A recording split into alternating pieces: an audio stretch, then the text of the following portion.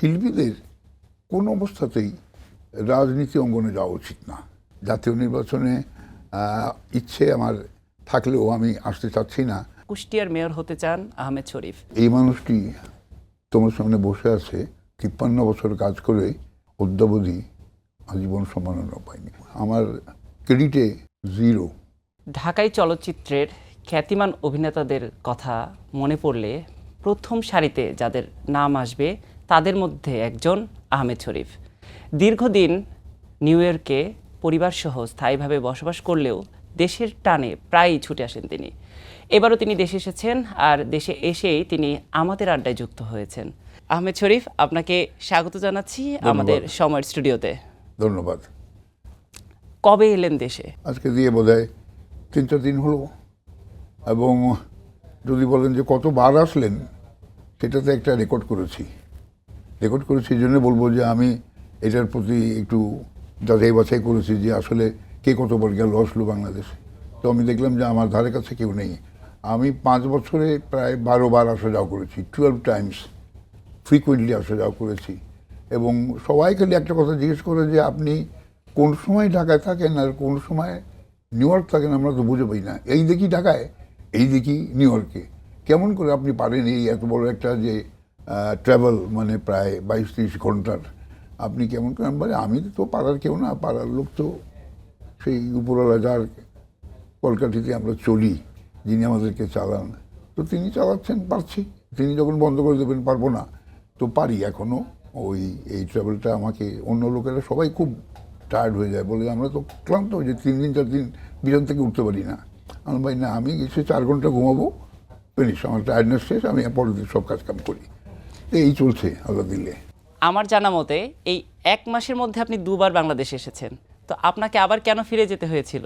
এই জন্যে যে আমার পারিবারিক একটা প্রবলেম হয়ে গেছিলো। আমার ওয়াইফ বরফের মধ্যে অ্যাক্সিডেন্ট করে পড়ে গেছিল। সবার জানা আছে যে এই সময়টায় নিউ ইয়র্কে ডেইলি, অলমোস্ট ডেইলি 5 ইঞ্চি 6 ইঞ্চি বরফ পড়ে। তো সেই সময় কাজে যাওয়ার সময় পথে আমার ওয়াইফ স্কিড করে পড়ে গেছিলো এবং যথেষ্ট কয়েক জায়গায় ব্যথা পেয়েছিল, যেটা আমাকে যখন জানালো আমার জন্য মানে একটা কি বলবো, সাংঘাতিক খারাপ লাগছিল, কষ্ট লাগছিল। এরপরে তাড়াতাড়ি শেষ করে আমি বললাম যে ভাই, আমি এবারের মতো আমার কাজটা সম্পন্ন হলো না, আমাকে একটু দেখতে যেতে হবে, কারণ আমার ফ্যামিলি ওখানে একা থাকে, আমার মেয়ে, ন্যাচুরালি পুরুষ মানুষ কেউ নেই, আই হ্যাড টু অ্যাটেন্ড। তারপরে এই জন্য দৌড় দিয়ে গেলাম, যে মোটামুটি সেটেল ডাউন করে চিকিৎসা যা যা দেওয়ার ডাক্তাররা দিল। তারপরে তাকে মোটামুটি যখন একটু সুস্থ হলো, তখন আবার এই যে আমাকে আসতে হয়েছে। এটা হয়তো আবার এই মাসের শেষের দিকে আবার I am to fly back to my country. আচ্ছা, এই যে পরিবর্তিত একটি সময় বাংলাদেশে, তো এই সময়টাতে বাংলাদেশে এসে কি দেখছেন আসলে আপনি?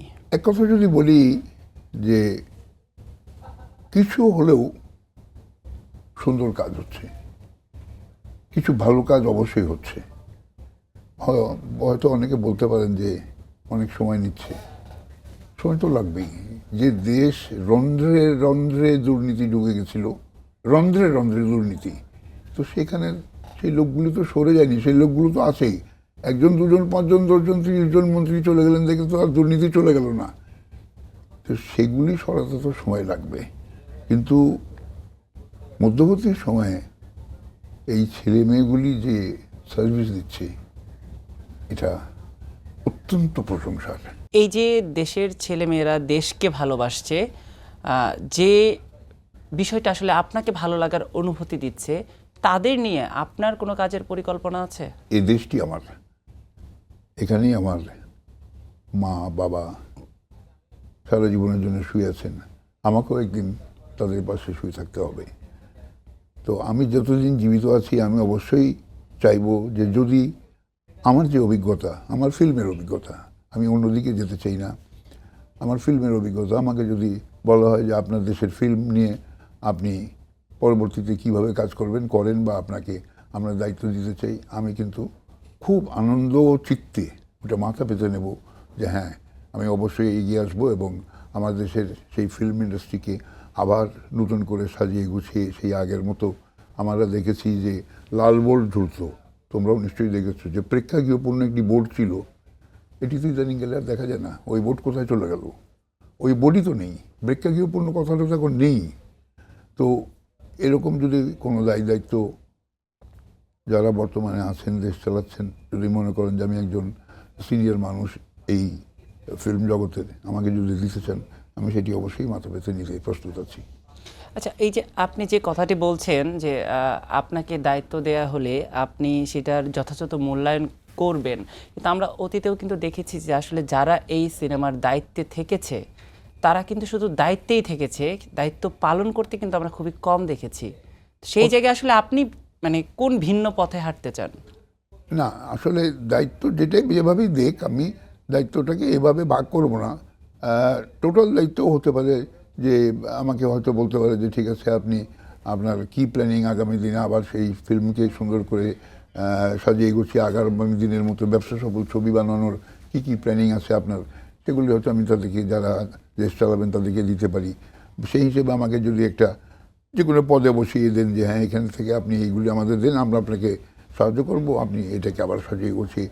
আমার সঙ্গে আরও আমার সিনিয়র শিল্পী ভাই বোনেরা আছে, যেরকম আমি যদি বলতে চাই উজ্জ্বল সাহেব আছেন, আলমগীর সাহেব আছেন, মাসুদ পারভেজ আছেন, এই সিনিয়র লোকগুলিকে নিয়ে বসলে এবং আরও যারা টেকনিশিয়ানস আছে তাদেরকে নিয়ে বসে যদি আলাপ আলোচনা করে আবার একটা চিন্তা উন্নয়ন করে এগোনো যায়, আমার মনে হয় আবার আমরা হলে দর্শক ফিরিয়ে আনতে পারবো। আপনি যেহেতু চলচ্চিত্রের মানুষ, চলচ্চিত্র নিয়ে কথা বলতে আপনি স্বাচ্ছন্দ্য বোধ করেন, জাতীয় চলচ্চিত্র পুরস্কার বৈষম্য নিয়ে আপনি কিছু বলতে চান? বৈষম্য তো পুরো দেশব্যাপী ছিল, আমরা নিজেরাই দেখলাম কোন জায়গায় ছিল না, যে জন্য ছেলেরা এই যে বৈষম্য বিরোধী আন্দোলন করলো, বৈষম্যের কারণেই তো। কেউ কি অস্বীকার করতে পারবেন যে বৈষম্য ছিল না? ছেলেরা এমনি এমনি করেছে না, বৈষম্য ছিল। সেই ছিলোর কারণে বিভিন্ন জায়গায় ছিল। আজকে সেই চলচ্চিত্রের কথা যদি আসেন, সেখানেও ছিল। একটি উপমা দিয়ে আমি শেষ করতে চাই, আমি বেশি কথা বলতে চাই না। আমি চলচ্চিত্রে আমার জীবন 53 বছরের, 53 ইয়ার্স আমার এই জগতে অলরেডি পার করে দিয়েছি। আমি ছবি অভিনয় করেছি 850 ছবিতে। আমি বাংলাদেশ চলচ্চিত্র শিল্পী সমিতির প্রতিষ্ঠাতা সাধারণ সম্পাদক। তো সেই শিল্পী সমিতি তৈরি থেকে শুরু করে আমার তো মনে হয় না যে খুব একটা খারাপ অবদান আমার আছে।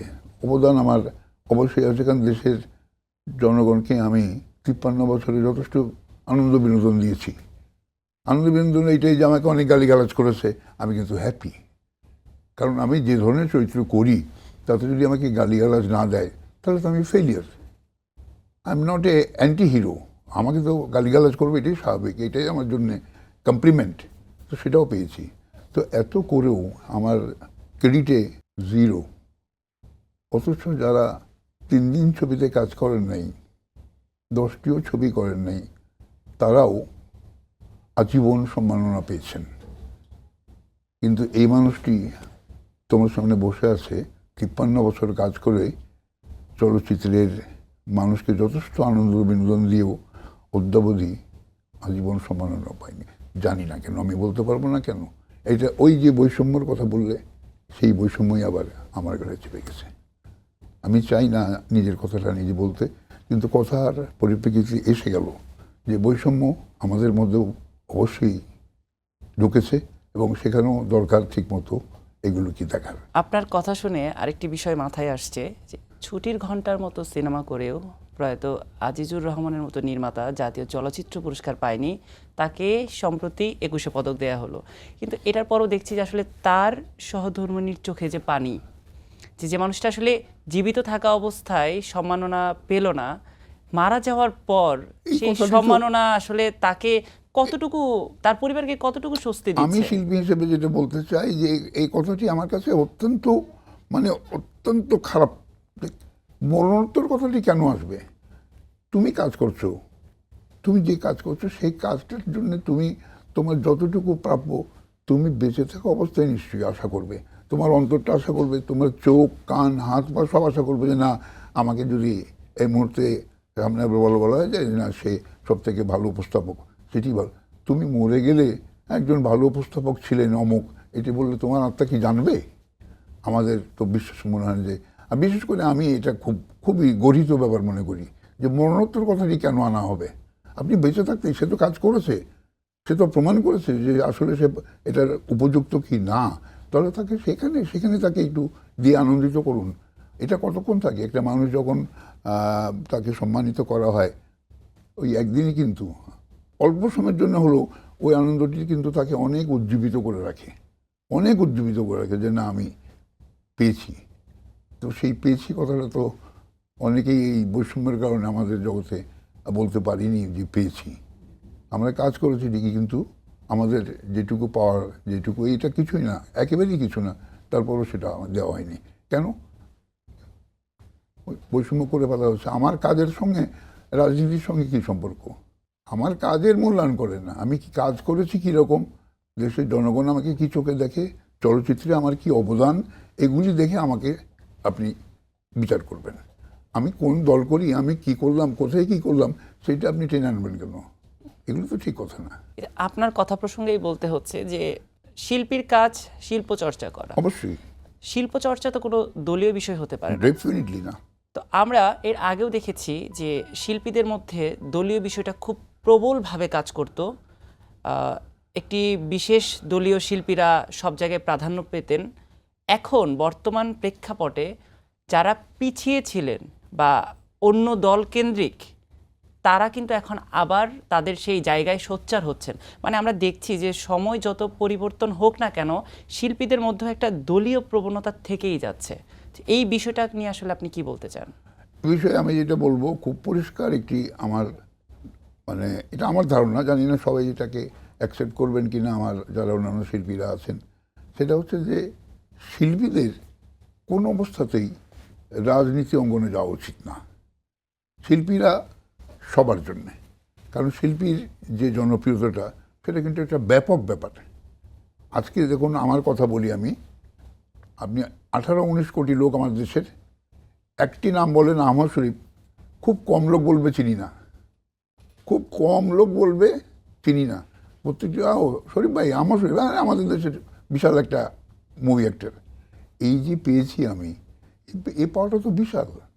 কয়জন মন্ত্রী বা এমপি আমাকে বলেন যে মন্ত্রী বা এমপি হয়ে 19 কোটি লোকের কাছে পরিচিত, তার নামটি ঠিক করে উচ্চারণ করতে পারে না। বহু লোক আছে যে মন্ত্রীর নামও বলতে পারে না, আসলে কি না? সত্যি কথা এটা। কিন্তু একটি আর্টিস্টের নাম কিন্তু ঠিক সঠিক বলে দেবে, যতই কঠিন নাম হোক সে ঠিক বলবে। আমার নামটি কঠিন, যেরকম আহমেদ শরীফ, ওইটা কিন্তু ঠিক বলে, লোকে একটু ভুল বলে না। তো আমার নিজের ব্যক্তিগত বিষয় হচ্ছে যে চলচ্চিত্রের মানুষগুলিকে স্বচ্ছ থাকা উচিত। যে ভালোবাসা জনগণ নিয়ে বসে আছে একটি শিল্পীর জন্য, ওই ভালোবাসাটাকে গ্রহণ করে নিলেই আমি মনে করছি তার অনেক পাওয়া হয়ে যাবে। হ্যাঁ, যদি রাজনীতি করতে হয়, সেখানে আমি আমার একটি অপশান রেখেছি, তাহলে এটিকে আপনি সরিয়ে রাখুন। সরিয়ে রেখে আপনি এগিয়ে এসে, রাজনীতিও কিন্তু একটু শেখার বিষয়। চলচ্চিত্র যদি আপনি শিখে এসে কাজ করতে হয়, আপনি রাতারাতি পট করে একজন রাজনীতিবিদ হয়ে যাবেন, এটাও আমি বিশ্বাস করি না, একেবারেই বিশ্বাস করি না।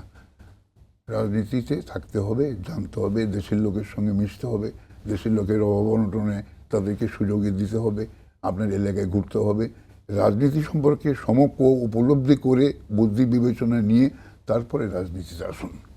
রাজনীতিতে যারা আছেন তারা নিশ্চয়ই এগুলো করেই এসছেন, দেশের কাজই করেন তারা। অনেক সমালোচনা শুনতে হয় তাদেরকে, তারপরেও কিন্তু তারা রাজনীতি করেন। কেন? অনেক সময় ভালো কাজও করছেন, মন্দ কাজও করার, যারা কাজ করে তাদের সমালোচনা হবেই, এটা আমরা সবাই জানি। যে কাজ করলে সমালোচনা, যে কাজ করে না তার কিন্তু কোনো সমালোচনা হয় না। তো সুতরাং রাজনীতি করতে হলে শিল্পীদের এই দিকটাকে একটু শেষ করে তারপরে রাজনীতিতে আসুন। আচ্ছা, এই বিষয়ে আপনার কাছে আমার একটা শেষ জানতে চাওয়া, যেহেতু আপনি বলছেন যে আপনি চলচ্চিত্রের জন্য কাজ করতে চান, আপনি তো নিউ ইয়র্কে স্থায়ীভাবে বসবাস করছেন পরিবার নিয়ে, তো আপনাকে যদি আসলে দায়িত্ব দেয়া হয়, তাহলে কি আপনি আবার বাংলাদেশে চলে আসবেন কাজের জন্য? একেবারে নিঃসন্দেহে বলতে পারেন, কারণ আমি যেখানে নিউ ইয়র্কে যেটা গেছি, মানে একেবারে সবাই জানে আমার মেয়েকে পড়ানোর জন্য আমি গেছি। আমার মেয়ে এখান থেকে ও লেভেল করেছে এখান থেকে, এরপরে ওখানে নিয়ে যেয়ে তাকে আমি ভর্তি করেছি, এবং সে অলমোস্ট এখন গ্র্যাজুয়েশন হয়ে গেছে, মাস্টার্স করছে, আর হয়তো 6 মাস 8 মাসে সে মাস্টার্স করে বেরিয়ে যাবে।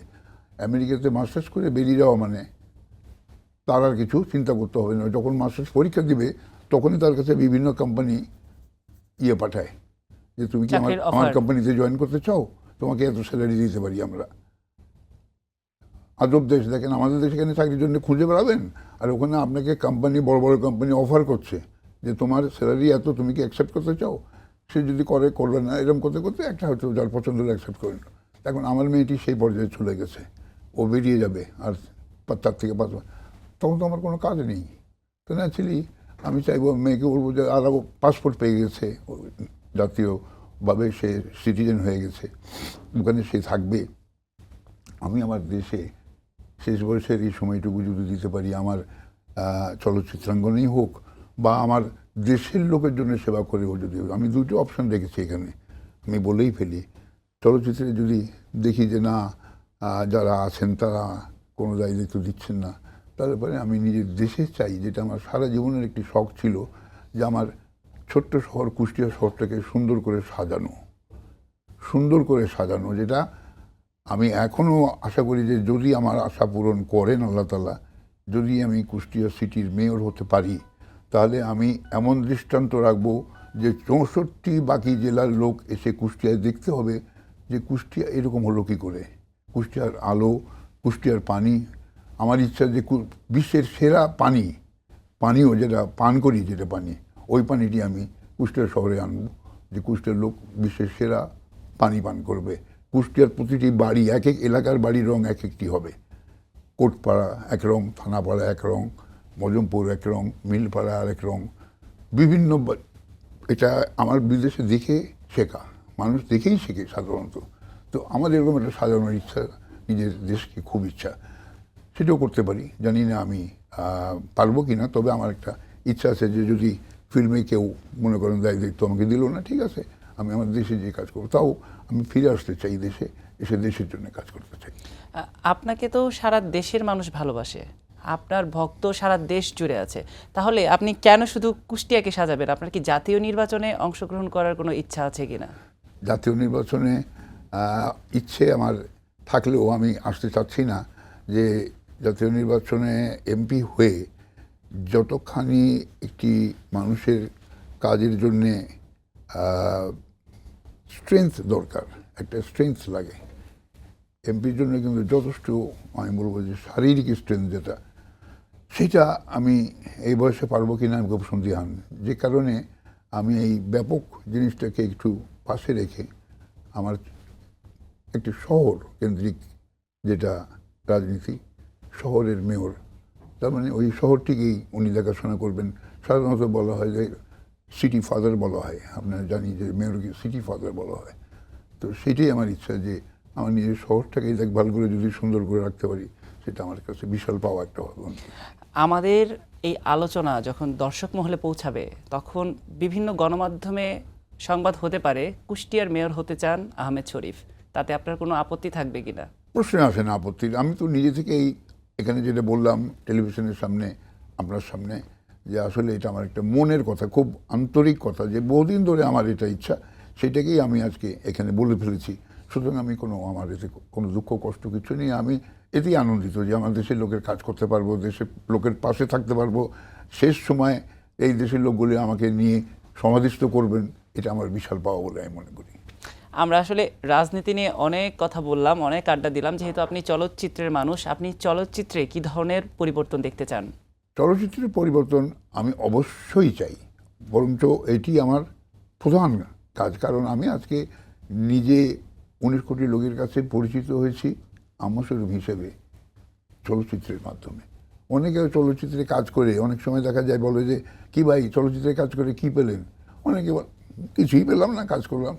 নো, আমার কথা হচ্ছে উল্টো, আমি এত পেয়েছি যে আমি এটাকে ফেরত দেওয়ার মতো আমার ক্ষমতা নেই। চলচ্চিত্র আমাকে এত দিয়েছে, কি দিয়েছে একটু আগেও বলেছি, 19 কোটি লোক আমাকে এক নামে চেনে নেন, it's not a matter of joke. এই যে আমি ঢাকা শহরে উবারে ঘুরে ফিরি, যত এখন আসার পরে আমেরিকা থেকে, ওই গাড়িতে বসা মাত্র ড্রাইভারটির পিছনে তাকিয়ে, স্যার আপনি কোথায় থাকেন, আপনাকে তো স্যার দেখি না, ফিল্ম করেন না, তুমি একবার চিনে ফেলছো, বলে স্যার আপনাকে চিনব না, বলেন কি। তো এই যে লোকের কাছ থেকে এটা পাওয়া, এটা কিন্তু বিশাল একটা পাওয়া আমি মনে করি, এটা আমার কাছে তাই, যে এটা একটা বিশাল পাওয়া, যে এই মানুষগুলি এত ভালোবাসে, তো সেই ভালোবাসা আমি কি করে ফেলবো? যে কারণে আমার অবশ্যই অন্তরের কথা যে আমার সেই চলচ্চিত্রকে আবার রমরমা করার চিন্তা ভাবনা, আবার কিছু প্ল্যানিং করা, বন্ধু বান্ধবদের সবাইকে নিয়ে বসে যার যার দায়িত্ব ভাগ করে নিয়ে যে কী করলে আবার সেরকম হলে প্রেক্ষাগৃহপূর্ণ বোর্ড থাকবে, কী ধরনের ছবি এখন তৈরি করতে হবে, সরকারের সঙ্গে সরকারের কাছ থেকে হেল্প নিয়ে বিভিন্ন পর্যায়ে নতুন করে সিনেমা হল বানাতে হবে। এখনকার লোকে কিন্তু ওই সিনেমা হলে যায় আনন্দ বিনোদনের জন্যে, শপিং করে, ভালো খায়, একটু সিনেমা হল দেখে সিনেমা দেখে বাড়ি চলে যায়। তিনটা কাজ করে আমি দেখলাম বিদেশে একই দিনে। এরকম চিন্তা চেতনা করে আমাদের হল বানাতে হবে, সুন্দর সুন্দর মার্কেটের সঙ্গে সুন্দর সুন্দর লেটেস্ট সিনেমা হল, এবং সেখানে শপিংও সুন্দর সুন্দর থাকবে, রেস্টুরেন্ট থাকবে ভালো। তাহলে পরে আমাদের লোকজন ঠিক ওই বিদেশের স্টাইলে হয়ে যাবে সব কিছু। এবং আমি খুব আশাবাদী যে যদি আবার আমরা সবাই মিলে যারা আছি, চলচ্চিত্রের মানুষ এখনও জীবিত, যারা এখনও মানে নিজের কাছে খুব কষ্ট নিয়ে আছি যে আমাদের চলচ্চিত্রটা শেষ হতে চলেছে, না, আমি বলবো যে শেষ হতে চলেনি। আমরা যদি এখনও এগিয়ে আসি, সবাই যদি শক্ত করে হাল ধরি, নিশ্চয়ই এই চলচ্চিত্র আবার আগের দিনের মতো হয়ে উঠবে। আরেকটা বিষয় আপনার কাছে আমি জানতে চাই, কিছুদিন আগেই প্রয়াত হয়েছেন আমাদের সকলের পছন্দের অভিনেত্রী অঞ্জনা, আপনার এক সময় সহকর্মী। তার মৃত্যু নিয়ে অনেক জল্পনা কিন্তু আমরা দেখেছি, তার মৃত্যু পরবর্তী সময়ে অনেক আলোচনা সমালোচনা কিন্তু হয়েছে। তো এই বিষয়ে আসলে আপনার কি বলার আছে?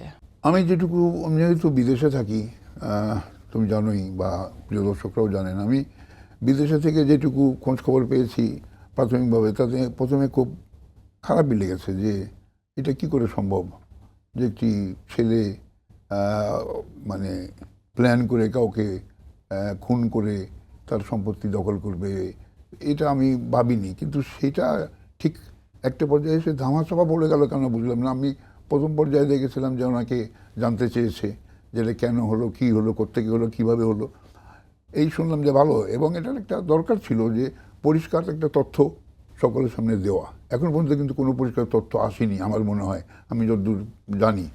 তো এটা আমি অবশ্যই বলবো যে খুব ভালো করে একটি কমিটি তৈরি করে দিয়ে এর প্রকৃত তথ্যটি বের করা উচিত। কারণ অঞ্জনা একজন অত্যন্ত গুণী সুন্দর শিল্পী। আর অঞ্জনার কথা বলতে গেলে আমার এই যে চোখে পানি চলে এসছে। সবসময় হাসি হেসে কথা বলতো, সবার সঙ্গে এত তার ভালো সদাচরণ। সে মেয়েটি এইভাবে চট করে চলে যাবে। আমি তার আগের বারও যখন এসেছি আমেরিকা থেকে আমার সঙ্গে দেখা করেছে, হোটেলে যে দেখা করেছে, আমি অঞ্জনা কেমন আছো তুমি? শুনবে ভালো আছি, আপনি কেমন? সে মেয়েটি, আমার অনুরোধ থাকবে যে এই বিষয়টি যেটাই একটা কমপ্লিকেসি তৈরি করেছে, এটার একটি সমাধান প্রপার হওয়া উচিত। একটি সুন্দর কমিটি করে দিয়ে সেখান থেকে তথ্য নিয়ে আসা উচিত, যে সত্যি হলে সত্যি, না সত্যি হয় সেটাও জানানো উচিত। আমরা আমাদের আজকের আড্ডা শেষ করব, তবে যেহেতু আমরা আপনার সহকর্মী অনেকের বিষয়ে কথা বলছিলাম, সবশেষ আমাদের ছেড়ে চলে গেলেন প্রবীর মিত্র। তাকে নিয়ে যদি আপনি তাকে স্মৃতিচারণ মূল্যায়ন করতে আমি চান। কীভাবে করবো জানি না। অমায়িক একটি মানুষ, অমায়িক মানুষ। অনেক ছবিতে কাজ করেছি আমি তার সঙ্গে অনেক। তো প্রবীরদা এত হাসি খুশি মানুষ, কোনোদিন আমি তাকে রাগতে দেখিনি সেটে বা কোনো জায়গায় কারোর ওপরে যে একটু রাগ হয়ে কথা বলা আমি দেখিনি। যথেষ্ট কষ্ট পাচ্ছিল প্রবীরদা, আমি অনেকদিন ধরেই জানি যে বেশ কষ্ট পাচ্ছিল। বাসায়ও কেউ নেই, দেখাশোনা করার লোক নেই, সব মিলে নিয়ে গেছেন উপরওয়ালা। আমার মনে হয় যে তার মঙ্গলই হয়েছে, কষ্ট থেকে রেহাই পেয়েছে দাদা, চলে গেছে। যেখানেই গেছে সেখানে যেন ভালো থাকে, সুন্দর থাকে। আপনাকে অসংখ্য ধন্যবাদ আমাদেরকে সময় দেওয়ার জন্য। আপনি যখনই দেশে আসেন আমাদের সঙ্গে দেখা করেন, আমাদের সঙ্গে আপনার এই যে সময়টুকু আমাদেরকে দেন, এর জন্য আসলে আমরা সবসময় আপনার প্রতি কৃতজ্ঞ।